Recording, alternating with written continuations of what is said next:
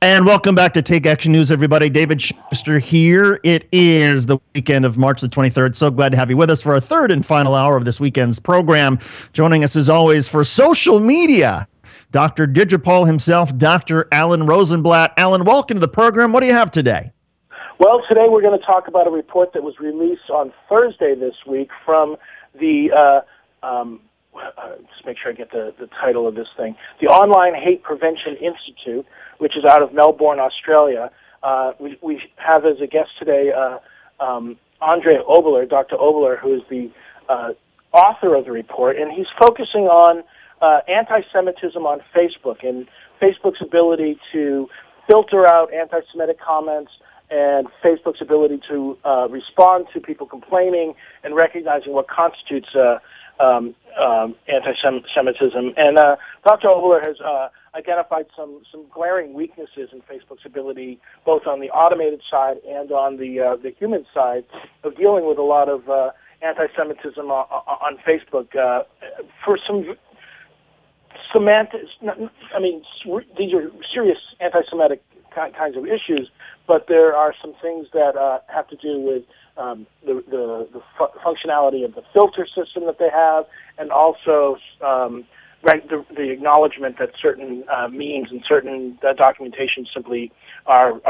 fictional and have been used for years as propaganda. So I was hoping we could hear a little bit about the report from Dr. Oberler and then talk a little bit more about his recommendations to Facebook. Terrific.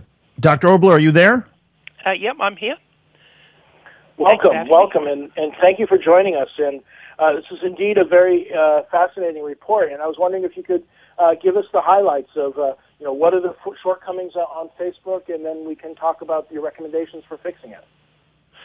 Okay, look, this report starts with a number of incidents that we first logged in October last year. And we reported these, we published them in a report. We report them firstly to Facebook through their online tools. Then we published a report. Facebook knew about these incidents. Some of them they fixed. And come late January this year, other examples were still up there.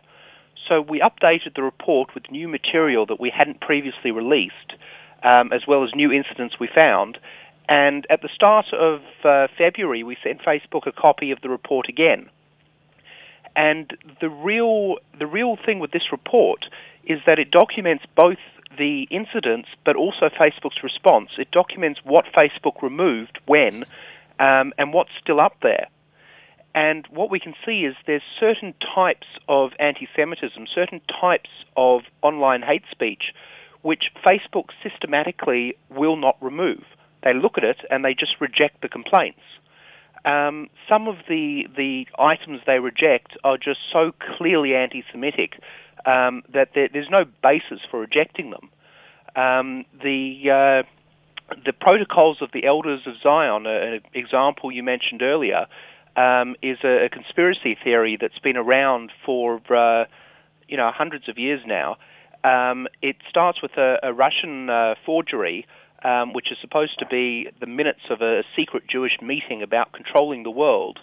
And despite being exposed repeatedly, these protocols were used by the Nazis, and they're still circulating, particularly through the Middle East.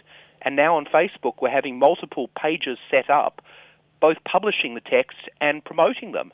The latest one is the Jews are supposed to be responsible for 9/11. And this content is on Facebook. What is it about the content that's on Facebook or has Facebook actually said why they won't remove it? They haven't given a direct reason why they won't remove these things, but we do know that we've both reported them and actually released copies of our report in advance to Facebook, and the content's still there.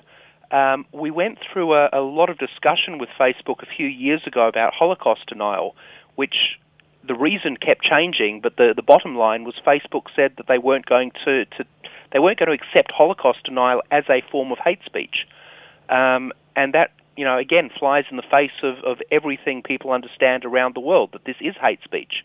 So are they making the argument that it's it's too close to political speech and they don't want to deny that, or have they given any rationale?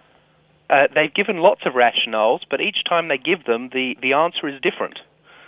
The latest one is that they think that Holocaust denial is a dispute over a factual matter, and as such, they don't remove Holocaust denial per se. But if they see any anti-Semitism in a page that promotes Holocaust denial, they'll be very quick to remove it. So one of the things we've said in this report is that in practice, a lot of the Holocaust denial is coming down pretty quickly, but there sort of needs to be an excuse to remove it. The fact that it's Holocaust denial in and of itself is not enough. So it's when the conversation underneath the postings about Holocaust denial starts to include anti-Semitic slurs is when they make an action. That's about the size of it, yeah. They have to look at the specific content. We had an example with this latest lot, not Holocaust denial related. There was a page, the address was literally hate Jews, but it was missing an E, so it said hat Jews. And there were a number of problematic things on this page. We told Facebook about it, and this was one of the ones they rejected the complaints on and said, no, that's fine. A little while later, a few days after they'd looked at it, suddenly there was a picture of Mark Zuckerberg on there, and somebody had commented suggesting his head be chopped off. Now that page I can see has suddenly vanished. We included that in our press release, and it just got personal for them. It cut a little close to home, literally.